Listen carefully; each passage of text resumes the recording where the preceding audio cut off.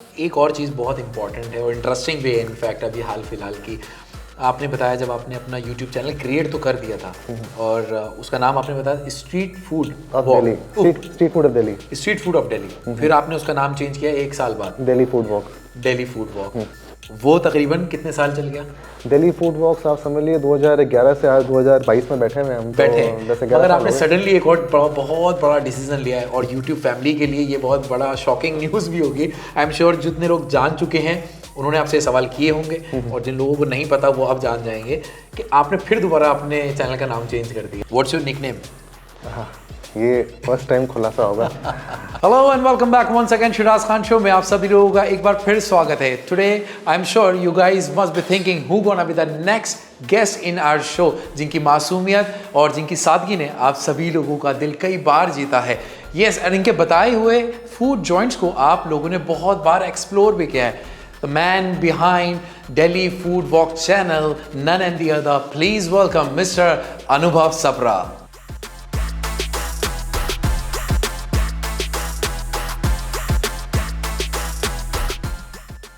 अनुभव जी, आपका बहुत बहुत स्वागत है शिराज खान शो में। शुक्रिया।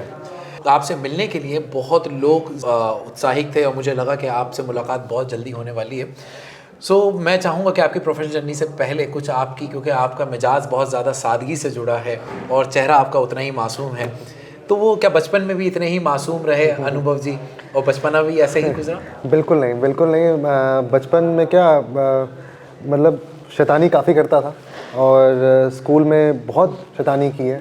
और ऐसा नहीं है कि मतलब बिल्कुल ही जैसा जो एक होता है आदमी स्कूल डेज़ में, कॉलेज डेज़ में, वो सारी चीज़ें की हैं। कॉलेज में काफ़ी एक्टिव रहा, स्टूडेंट पॉलिटिक्स में कॉलेज का प्रेसिडेंट भी रहा, जॉइंट सेक्रेटरी भी रहा।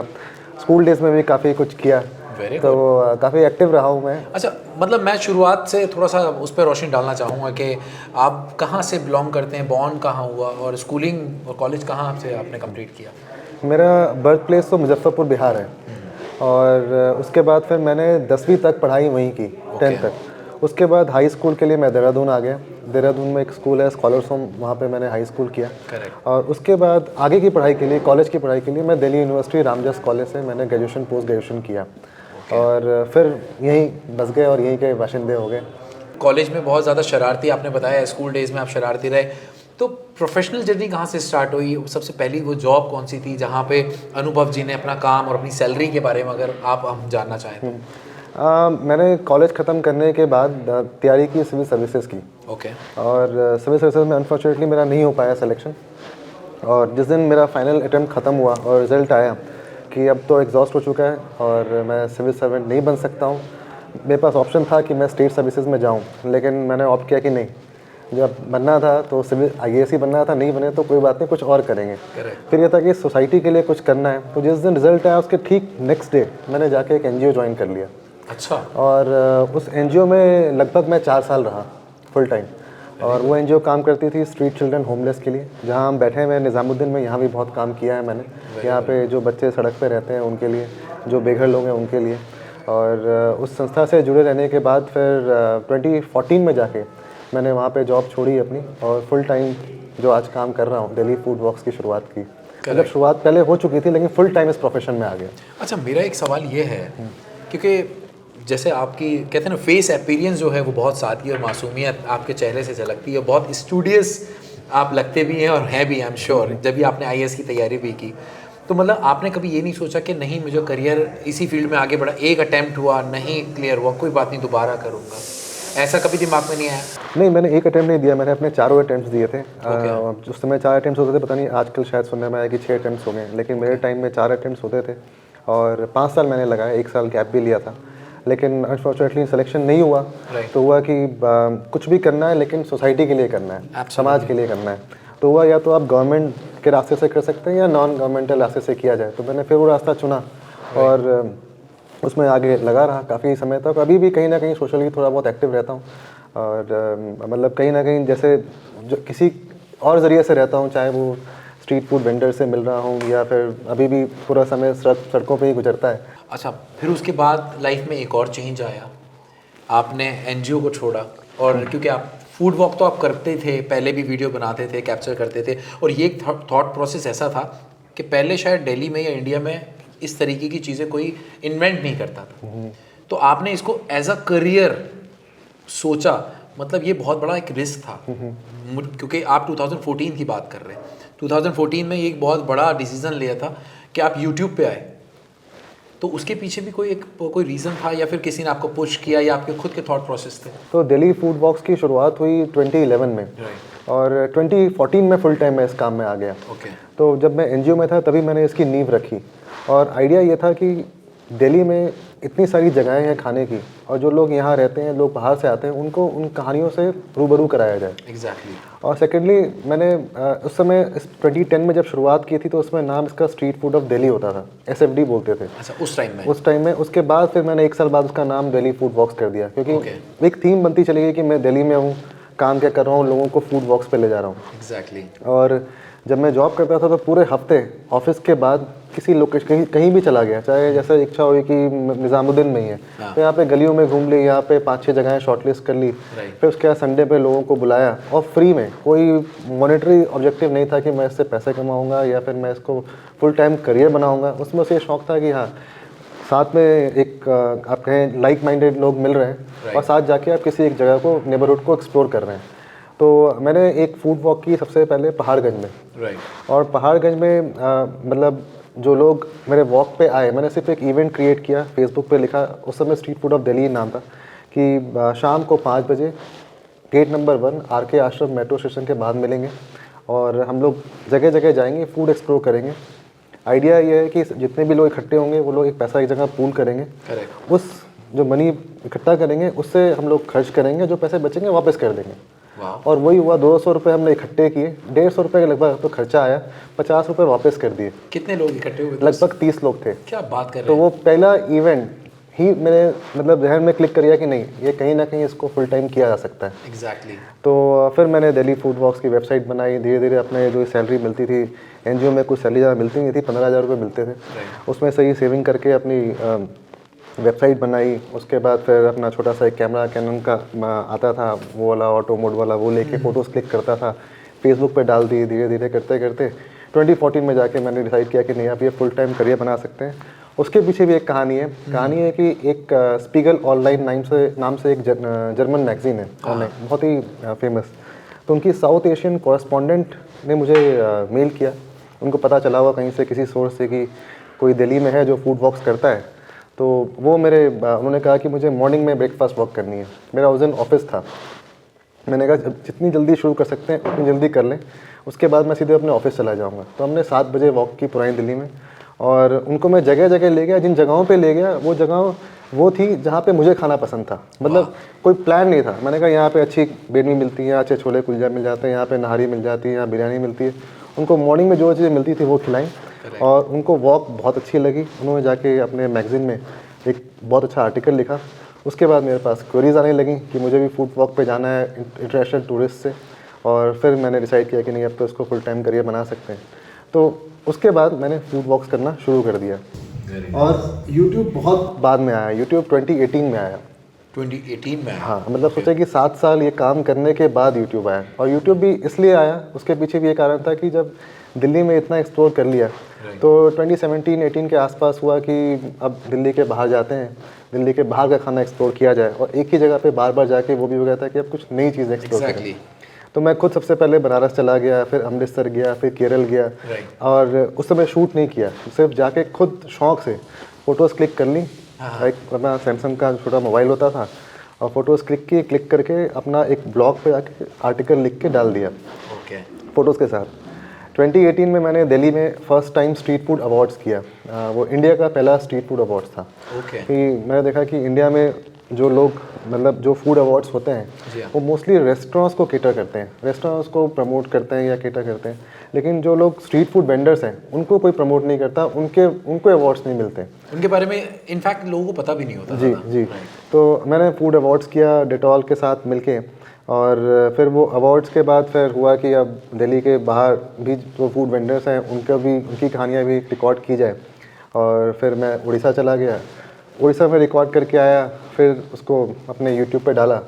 और धीरे धीरे करते गए यूट्यूब की वीडियोस, शुरुआत में सबके साथ होता है कि वीडियोस पसंद नहीं आती हैं, और धीरे धीरे लोगों का टेस्ट बना और आज ये एक तरह से आप कहें तो फुल टाइम प्रोफेशन मेरा बन गया। नहीं तो वो फुल टाइम प्रोफेशन बनने से पहले और आप जब फूड वॉक स्टार्ट करने से पहले की अगर बात करता हूँ, क्योंकि जब आप एक नॉर्मल इंसान थे, एक ले मैन थे, कि भाई आपको पढ़ाई का शौक़ था, अटैम्प्ट कर रहे थे, अपने आईएएस की तैयारी कर रहे थे, तो खाने का शौक़ आपको मतलब बचपन से था या फिर आपने कुछ कॉन्सेप्ट आपके दिमाग में था कि नहीं मुझे खाने को ही फोकस करना है? क्योंकि क्या होता है जनरली इंडिया में स्पोर्ट्स में बच्चे ज़्यादा ध्यान देते हैं या फिर पढ़ाई पे ध्यान देते हैं या फिर स्पोर्ट्स पे ध्यान देते हैं। आपने पढ़ाई पे ध्यान दिया, तो उसके बाद आपका कहीं ऐसा विजन मतलब खाना कैसे आ गया? नहीं, खाने का शौक़ तो बचपन से था। जो मेरी अपब्रिंगिंग हुई, जहाँ मैं बर्थ प्लेस था, मैं बहुत ही एक आप कहें अलग अलग कम्युनिटी के लोगों के साथ रहता था। जैसे एक ऐसा होता नहीं कि नहीं सिर्फ एक ही समाज के लोग रह रहे हैं, वैसा नहीं था। मेरे नेबर्स मारवाड़ी थे, सिंधी थे, पंजाबी थे, लोकल बिहारी थे। तो बचपन से ही अब जाके बड़े शहरों में आसपास लोग एक दूसरे को पूछते नहीं हैं। लेकिन मैं आपको जब बता रहा हूँ 80s की बात, जब ये होता था कि अगर दूसरे घर में कोई सब्जी बनी है तो वो सब्जी आपके घर में आएगी, वो डिब्बा आपके घर में जब तक रहेगा, जब तक आपके यहाँ कुछ अच्छा नहीं बनेगा, वापस नहीं जाएगा। तो वो एक कम्युनिटी बॉन्डिंग थी। तो वहाँ से आप कहें तो मतलब एक था कि टेस्ट काफ़ी वेरिड रहा बचपन में, कि सब जगह खाना खाना और ओपननेस था। ऐसा नहीं था कि नहीं यही खाना है, वहाँ उनके यहाँ नहीं खाएंगे, उनके यहाँ हेजिटेशन नहीं है। पेरेंट्स ने भी काफ़ी अलाउ किया कि आप इनके यहाँ जा सकते हैं, उनके बच्चे हमारे यहाँ आते थे। तो एक मोहल्ले में जो बड़े होते हैं वो चीज़ थी। और वो लगता है मुझे कहीं ना कहीं एक तरह से मेरे फूड पैलेट को काफ़ी डाइवर्स बनाया। उसके बाद फिर कॉलेज में आके तो आप कहें स्ट्रीट फूड एक तरह से नेसेसिटी बन गई थी कि आप कॉलेज के लोग ज़्यादातर स्ट्रीट फूड पे बहुत ज़्यादा। लेकिन मैं एक बात कहूँगा कि आज के जो कॉलेज के बच्चे हैं, जो स्टूडेंट्स हैं, मतलब आप दिल्ली यूनिवर्सिटी के हडसन लेन में जाएं, वहाँ पे इतने कैफ़ेज़ हैं, एक एक बिल्डिंग में 3-3 कैफ़ेज़ हैं। लेकिन मेरे टाइम में बता रहा हूँ मैं आपको, वो जगह बिल्कुल सुनसान रहती थी। वहाँ पे सिर्फ एक जी चिकन होता था, एक शगुन रेस्टोरेंट होता था। खाने की बहुत लिमिटेड ऑप्शंस थे और पैसे नहीं होते थे। घर से आपके पास 1000-1500 रुपये का ड्राफ्ट आता था। उस पैसे में से आपको मेस का बिल देना है। मेस का बिल देने के बाद 800-900 रुपये मेस का बिल आता था उस समय। और जो पैसे बचे, उस पैसे में से आप क्या खा सकते थे? स्ट्रीट फूड ही ऑप्शन बचता था कि आप कैफ़े में जाके, आज के डेट में लोग 200 रुपये की कॉफ़ी पी जाते हैं। हमारे लिए मतलब 200 की कॉफ़ी पीना बहुत बड़ी बात होती थी। तो जाके आप नुक्कड़ पे ही जाके 5 रुपये की चाय पी के आते थे। तो वो काफ़ी बदल गया। तो वो एज अ नेसेसिटी शुरू हुआ, फिर स्ट्रीट फूड एक्सप्लोर करना शुरू कर दिया। और धीरे धीरे ये भी रहा कि काफ़ी ऐसी शख्सियत हैं जिनका एक इन्फ्लुएंस भी रहा। जैसे एक राहुल वर्मा जी हैं, द हिंदू न्यूज़पेपर में लिखते हैं वो। उनका एक कॉलम अभी भी आता है फूड स्पॉट नाम से। तो वो मैं लगभग मतलब आप समझ लें मैं उनको अपना गुरु मानता हूँ। और उनके मतलब आर्टिकल्स रिलीजियसली पढ़ता हूँ। आप पूछेंगे अभी लास्ट आर्टिकल कौन सा उनका आया था, नैवेद्यम के बारे में लिखा है। तो मैं उनको वैसे फॉलो करता हूँ आज तक। और मुझे 2-3 बार उनसे मिलने का मौका भी मिला। तो अब लोग आर्टिकल्स पढ़ते नहीं हैं, अब ज़माना वीडियोस का आ गया। लेकिन वो प्री इंटरनेट एरा में, जब मतलब इंटरनेट होगा भी लेकिन उतना एक्टिव नहीं था, तो न्यूज़पेपर्स पढ़ना, फूड कॉलम्स पढ़ना, वो इंटरेस्ट था, वो आज तक बना हुआ है। और उनका इन्फ्लुएंस रहा। फिर विनोद दुआ साहब अब नहीं रहे, उनका रहा। उसके बाद एक और बड़ी शख्सियत हैं एंथनी बोर्डेन, वो भी नहीं है। तो उनके शोज़ बहुत देखे CNN पे। तो देख के इन सब का कहीं ना कहीं एक मतलब फूड में इंटरेस्ट कलेक्टिवली बनता चला गया और वो बाद में करियर बन गया। अच्छा, कुछ अपने पेरेंट्स के बारे में बताएं, मतलब फादर किस प्रोफेशन में रहे और मॉम मतलब हाउसवाइफ थी या कैसे था? मम्मी मेरी स्कूल में थी, टीचर थी और रिटायर्ड हुई वाइस प्रिंसिपल की पोस्ट से। और फादर एक प्राइवेट जॉब में थे और एज एन अकाउंटेंट जॉब करते थे। तो अब दोनों रिटायर्ड हैं अब। अच्छा, तो कभी मॉम डैड की तरफ से प्रेशर नहीं आया कि यार तुम पढ़ाई छोड़ के, वो भी इतने अच्छे जोनर में आप जा रहे थे, सडनली आप यूट्यूबर की तरह आप अपने आप को लॉन्च कर दिया, तो कभी मॉम डैड ने नहीं बोला? नहीं, बिल्कुल बोला। उनको तो पहले तो समझाना मुश्किल होता था कि करता क्या हूँ मैं। मतलब जब मैंने फूड वॉक शुरुआत की तो उनको लगता था कि यार आपको लोग पैसे क्यों देंगे जगह जगह खाने के लिए, जाके खुद जाकर खा सकते हैं। उनको समझाना पड़ता था, नहीं मैं जाके ये करता हूँ, मैं स्टोरी टेलिंग का काम करता हूँ, मैं लोगों को वेंडर्स की कहानी सुनाता हूँ, खाने की कहानी सुनाता हूँ, उसके बाद लोग पे करते हैं। तो उसको ऐसे कोई पेमेंट नहीं कर देता। तो वो था, शुरू में समझाना मुश्किल हुआ। धीरे धीरे उनको भी समझ में आया, अच्छा ठीक है, हाँ ये भी एक प्रोफेशन बन सकता है, एक प्रोफेशन है। तो कब आके कन्विंस हुए? ये आप समझ लीजिए जब मैं मतलब एक तरह से जॉब छोड़ने के लगभग 2-3 साल के बाद जाके उनको लगा कि नहीं ये हाँ। और उसके बाद फिर अभी लगता था कि यूट्यूब पे जाके अभी भी क्या करता है, खाने की वीडियोस बनाता रहता है, ये करता है वो करता है। तो वैसे क्योंकि जैसे सभी यूट्यूबर्स को ये चीज़ और ये दौर को गुजरना ज़रूर पड़ता है कि जब वो शुरुआत करते हैं लोग उन्हें accept in a first go बहुत जल्दी नहीं करते, तो आपने भी वो दिन देखे, वो फेज़ देखा। जी जी। तो कभी ऐसी हिम्मत नहीं टूटी कि नहीं यार ये नहीं करना है, this is not the right place that I have to go, कभी ऐसा थॉट आया? देखिए ऐसा थॉट तो कभी नहीं आया, और काफ़ी यूट्यूब में जर्नी में बाकी लोगों का पता नहीं, लेकिन एक हाई पॉइंट होता है, कभी लो पॉइंट भी होता है। राइट। कभी कोई आपकी वीडियोस काफ़ी व्यूड आती है, कभी नहीं आती है, तो ये सवाल आपके मन में आता है कि क्या ये प्रोफेशन कंटिन्यू करना चाहिए, एग्जैक्टली। क्या नहीं करना चाहिए। लेकिन मैं जो काम करता हूँ मैं ये अपने पैशन के लिए करता हूँ। राइट। मतलब मैं आज सुबह मॉर्निंग की बात है, मैं अपने मेरे साथ 2 लोग और हैं टीम में, मैं उनसे बात कर रहा था। मैंने कहा यार आजकल वीडियोस हमारे उतने व्यूज़ नहीं आ रहे, तो मैंने उनको बताया, मैंने कहा देखो एक होता है कमर्शियल फिल्म होती है, एक आर्ट फिल्म होती है। एग्जैक्टली। तो हर एक फिल्म, मतलब आप हर चीज़ कमर्शियल की नहीं कर सकते, कुछ अपने शौक के लिए भी करते हैं, कुछ आर्ट फिल्म भी होती है और कम लोग देखते हैं, लेकिन अगर वो देख रहे हैं तब तक तो बनाना चाहिए। एब्सोल्युटली। तो मैंने वो रखा है कि मैं जो मुझे लगता है जिन जगहों पे जाके एक्सप्लोर करना चाहिए, जहाँ की कहानियाँ बतानी चाहिए, वो मैं करता हूँ, चाहे वो व्यूज़ आए या ना आए। करेक्ट। अच्छा, एक और चीज़ बहुत इंपॉर्टेंट है और इंटरेस्टिंग भी है इनफैक्ट, अभी हाल फिलहाल की आपने बताया जब आपने अपना यूट्यूब चैनल क्रिएट तो कर दिया था और उसका नाम आपने बताया street food of Delhi, street food of Delhi, street food of Delhi. फिर आपने उसका नाम चेंज किया 1 साल बाद, Delhi food walk. Delhi food walk. वो तकरीबन कितने साल चल गया? दिल्ली फूड वॉक्स आप समझ लिए 2011 से आज 2022 में बैठे हुए हम। बैठे तो 10-11 मगर साल आपने हो गए। सडनली एक और बहुत बड़ा डिसीजन लिया है और यूट्यूब फैमिली के लिए ये बहुत बड़ा शॉकिंग न्यूज़ भी होगी। आई एम श्योर जितने लोग जान चुके हैं उन्होंने आपसे सवाल किए होंगे और जिन लोगों को नहीं पता वो अब जान जाएंगे कि आपने फिर दोबारा अपने चैनल का नाम चेंज कर दिया और जबकि वेरीफाइड अकाउंट होने के बावजूद। ये बहुत बड़ा रिस्क नहीं था आपके लिए? देखिए रिस्क तो है अब, लेकिन रिस्क लेना कभी ना कभी तो होता ही है इंसान को। एग्जैक्टली। तो मैंने अभी मतलब इनफैक्ट कल ही नाम बदला है, मेरा चैनल का नाम दिल्ली फूड वॉक्स है, था और अब वो अनुभव सप्रा के नाम से कर दिया। Right. उसके पीछे भी रीज़न था, मतलब मैं काफ़ी समय से सोच रहा था, जब दिल्ली फूड वॉक्स की शुरुआत हुई थी तो वो as a content creation platform नहीं था, राइट। वो as a food tourism platform था और मैं चाहता हूँ कि वो हमेशा फूड टूरिज्म प्लेटफॉर्म ही रहे। कहीं ना कहीं मुझे लगा कि मैं दिल्ली फूड वॉक्स की शुरुआत फूड टूरिज्म से हुई, उसके बाद फिर वीडियोज़ में कंटेंट में आ गए और फिर वो कहीं पीछे ना चला जाए, जो ऑब्जेक्टिव से शुरुआत हुई थी। और मेरा अभी भी मुझे फूड वॉक्स करने में बहुत मज़ा आता है। अभी तो फिलहाल कोविड के कारण नहीं हो रहे हैं वॉक्स, लेकिन जब भी शुरू होंगे दोबारा या बीच में भी लास्ट 2-3 महीने पहले शुरू कर दिया था हमने, तो वो इंटरेस्ट, वो प्लेटफॉर्म अलग ही रहे, दिल्ली फूड वॉक्स की identity as a food tourism company रहे और कंटेंट क्रिएशन को अलग कर दिया कि नहीं वो इस नाम के अंदर में आए। सेकेंडली ये भी था कि जो ऑडियंस थी वो हमेशा बोलती थी कि आपका नाम दिल्ली फूड वॉक्स है और आप उत्तराखंड में घूम रहे हैं, आप कभी आसाम में हैं, कभी आप तमिलनाडु में। अच्छा। तो वो भी कंफ्यूज होते थे कि नाम दिल्ली फूड वॉक्स से अलग जगह क्यों जा रहा है। तो उसको भी जनरलाइज करने के लिए फिर आइडिया ये भी था कि इसको इंडिया फूड वॉक्स करें। फिर मैं मतलब कभी आज के डेट में, कल की डेट में कुछ और करना चाहें, वर्ल्ड फूड वॉक करना पड़ गया तो फिर हम लिमिट हो जाएंगे। तो मैंने कहा इसको यार अपने नाम से ही कर देते हैं और मेरे पास मतलब थोड़ा ओपननेस रहेगी और मैं कुछ भी वैरायटी कुछ भी करना चाहूँ। तो आपने क्या नाम सेलेक्ट किया? सिर्फ अपने नाम से ही कर दिया। अनुभव सप्रा। अनुभव सप्रा। पहले सोचा द अनुभव सप्रा शो रखूं, फिर फाइनली कहा कि काफ़ी लंबा हो जाएगा, फिर सोचा कि सिर्फ अनुभव सप्रा रखते हैं और नाम में ही अनुभव ही मतलब एक्सपीरियंस होता है। एग्जैक्टली। तो एक्सपीरियंस फूड हो, एक्सपीरियंस कल्चर हो, एक्सपीरियंस लोगों की स्टोरीज हो, कुछ भी हो। ऐसा कोई आपकी प्लानिंग में और स्ट्रेटजीज में कुछ चेंजेस हैं इन फ्यूचर के, जो हमारे आने वाली आपकी जो सब्सक्राइबर हैं उनको भी पता लगे कि आप कुछ नया करने वाले हैं? नहीं, ऐसा कुछ नहीं है, मतलब जैसा है वैसे ही चलता रहेगा। बट ये है कि मैं भी अब थोड़ा बहुत सोच रहा हूँ कि खुद से भी चीज़ें करना शुरू करूँ। जैसे मैंने आज तक कभी कैमरा हैंडल नहीं किया। अच्छा। मुझे बिल्कुल नहीं पता कि अपर्चर IOS कैसे क्या होता है और कैसे शॉट्स लिए जाते हैं, क्या होता है। लेकिन अब थोड़ा इंटरेस्ट बन रहा है इसमें, तो चाह रहा हूँ कि मैं खुद भी शूट करूँ, खुद भी एडिटिंग सीखूँ।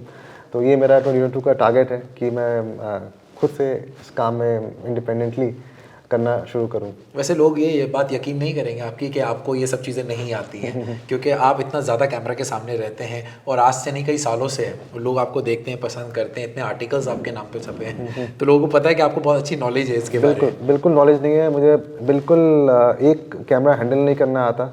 और बस यही है कि हाँ, इसलिए मुझे लगता है मेरे लिए ये फ़ायदा भी है कि मैं जैसे नॉर्मल रहता हूँ वैसे ही जो काम मतलब कैमरे के पीछे भी ऐसे ही रहूँगा, सामने वैसे ही रहता हूँ। Exactly. अब बस मेरे जो शूट करते हैं मैं उनको ही बोलता हूँ कि अब बस रोल करते रहो, अच्छा, कोई उसमें वो कलाकारी की ज़रूरत नहीं है, सिर्फ कैमरा रोल करते रहो, बाकी जो हो रहा है वो नेचुरली होता जाएगा। Natural रहता है। और वो रॉ टाइप चीज़ें ही लोग को पसंद आती हैं। एग्जैक्टली इनफैक्ट यही सादगी और यही सब चीज़ें आपकी लोगों को बहुत ज़्यादा पसंद आती हैं, इसी वजह से आपका चैनल आज इतना फेमस है। In fact not in India, all over the world people loves you a lot. तो उम्मीद करते हैं आप लोगों की भी अनुभव सफ़र की ये स्टोरी और बहुत सारे जो नए चेंजेस उन्होंने किए हैं आपको पसंद आए होंगे। तो अब शुरू करते हैं rapid fire question answer with mister Anubhav Sapra. Describe yourself in one word. Experience. What is your favourite number and why? Is 6 because मेरा 24 जुलाई बर्थडे है। अच्छा, वैसे ये बताना बहुत ज़रूरी था, लोग बहुत पूछते हैं। समर और विंटर? विंटर्स। कैट्स और डॉग्स? दोनों ही नहीं। दोनों ही नहीं, okay. If you could live anywhere in the world, where would that be? अभी जहाँ मैं रहता हूँ Dehradun. Dehradun, okay. What something that you do not like doing? खाली बैठना पसंद नहीं है। If you get a chance to talk to PM, what would you talk about? Food. What is your favorite color and why? Blue. Blue. Why? ये Indian team का भी colour है और man blue. Wow, very nice. Okay. What is the weirdest thing you have done ever? Eaten. अब वो मतलब काफ़ी लंबा आंसर हो जाएगा, लेकिन वियर्ड कहा जाए तो सिल्क वर्म्स खाए हैं। खाए हैं? कहाँ पर? नॉर्थ ईस्ट में। यार ये मेरे लिए भी बहुत शॉकिंग है, क्योंकि ये तो ये वियर्ड मतलब मेरे लिए वियर्ड है, लेकिन वो कम्युनिटी जो खाती है उनके लिए तो आम खाना है। तो वो टेस्ट में कैसा था? अच्छा था, वो सिट्रसी और अच्छा फ्लेवर था। मतलब वो फील आ गया, खा सकता हूँ मैं? हाँ हाँ, बिल्कुल खा सकते हैं। अरे वाह वाह, very good. Do you have any tattoos? Okay. What is the worst thing about you? Worst thing about me, restless. Okay. Scale yourself 1 to 10. How good are you at keeping secrets? May be 2-3 कह सकते हैं। Really? हाँ, बिल्कुल नहीं। अनुभव जी को कोई भी राज की बात नहीं बतानी है, याद रखना है। First celebrity crush? First celebrity crush, Preity Zinta.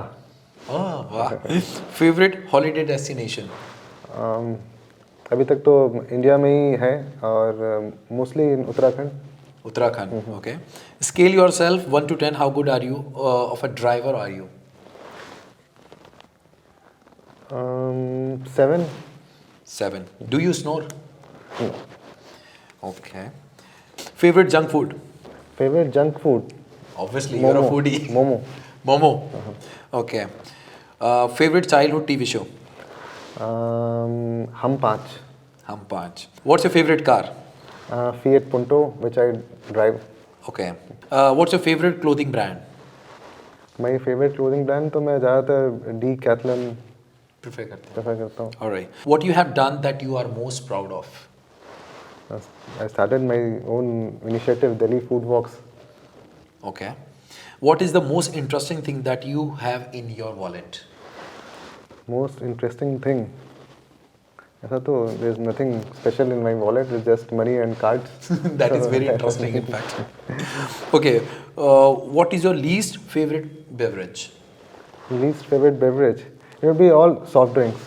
Okay. जो फिजी ड्रिंक्स होते हैं मैं नहीं प्रेफर करता कोई भी। Okay. What makes you unique from others? Unique from others, वही good listener. What's your nickname? ये फर्स्ट टाइम खुलासा होगा। गुच्चू। Your favorite actor?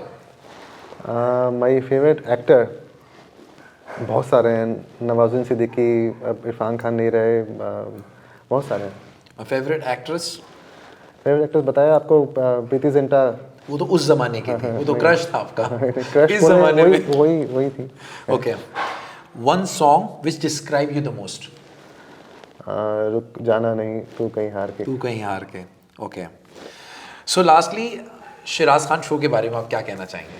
अरे आपने तो बहुत सारे ऐसे खुलासे कर दिए जो लगता है मुझे कभी भी कहीं पे नहीं हुए होंगे, और इतना डिटेल्ड इंटरव्यू लगता है मुझे मैंने और कहीं पे भी नहीं दिया होगा, हमेशा स्पेसिफिक एक दायरे में रह के रह जाता है। एग्जैक्टली लेकिन आपने काफ़ी डाइवर्स टॉपिक्स को टच किया और काफ़ी चीज़ों में बातचीत की। मकसद यही था कि लोग आपके बारे में जानें और आपको और अच्छे से जान पाएँ। जो आपके निक नेम को नहीं जानते हैं गुच्चू, वो जान जाएं। इनफैक्ट और भी ज़्यादा लोग आपकी ऑनेस्टी और आपकी हम्बलनेस को प्यार करें, मोहब्बत करें और आपकी स्टोरी जान के इनफैक्ट आई एम श्योर लोगों को बहुत पसंद आई होगी, बहुत मोटिवेट होंगे, इंस्पायर होंगे। और जितने लोग इनकी वीडियो को पसंद किया है तो प्लीज़ एंड प्लीज़ इसको शेयर ज़रूर कीजिएगा, लाइक ज़रूर कीजिएगा। और जो हमारे चैनल पर पहली बार आए तो please do not forget to subscribe our channel. Will see you the next